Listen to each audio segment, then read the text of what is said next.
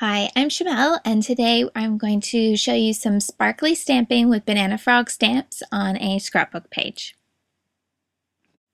These are the supplies that I'm starting with. I've got some great new butterfly stamps from Banana Frog, and then a variety of papers, some October Afternoon, some Girls Papery, some K and Company, and some KI Memories. I'm starting with two 4x6 photos that I've matted on pattern paper and used a border punch at the bottom. Then the two patterns above and below the photos are from the same sheet of Girls Papery, but they're just cut apart to show the two different parts of the design. And the bottom is cardstock lace, which comes already die cut from KI Memories. From here, I'm just going to add a detail to the top on the left-hand side, so just above the left-hand photo. And for that, I've punched 6 circles, and I have some buttons, and then I've used my new favorite punch, which is the flower border punch from EK Success. And there's those all put into place. I've just layered them up, and then I'll trim off the extra that's off the left-hand side of the page. And just taking you through the rest of this layout creation quite quickly, then I added some gems to the center of each of those circles, and then some letter stickers and labels and a bit of ribbon down to the bottom right of the photos.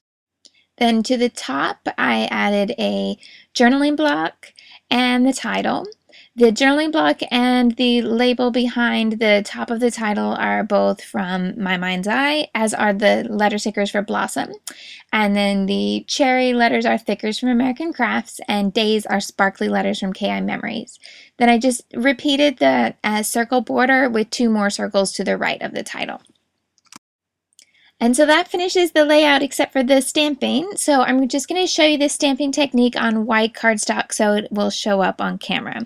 I'm using Banana Frog stamps on an acrylic block and Distress ink in 2 colors, Victorian Velvet and Spun Sugar.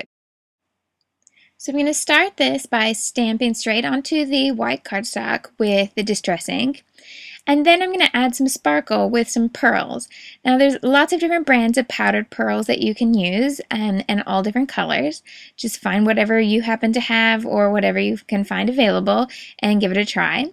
And basically, if you've ever seen them dust for fingerprints on CSI, I think that's kind of what this technique is like.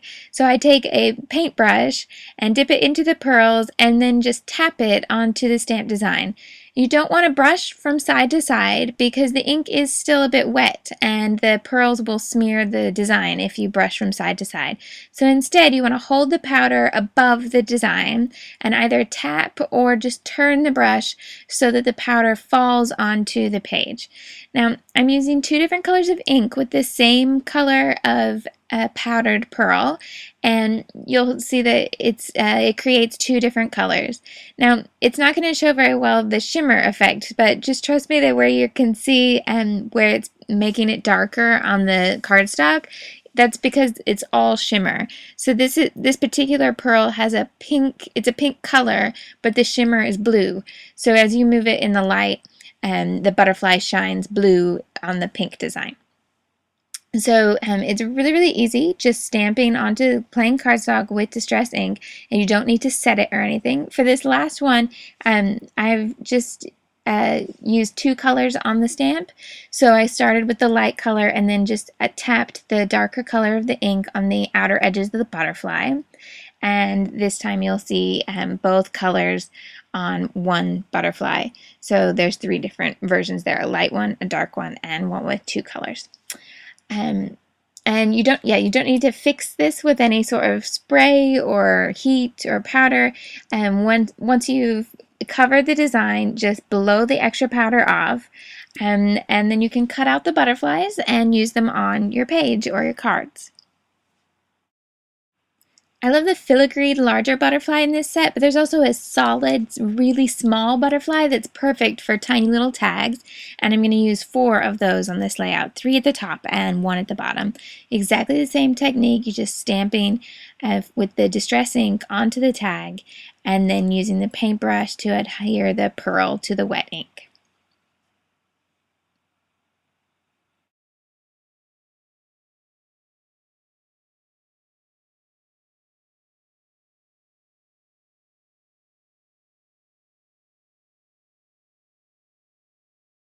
So to finish my layout, I actually use this technique right on top of a patterned paper, so you can see it up there at the top left of the title. And then the 3 tags, and then there's one little matching butterfly tag right down at the bottom right-hand corner if you can see it. Thanks so much for joining me, and happy stamping with Banana Frog.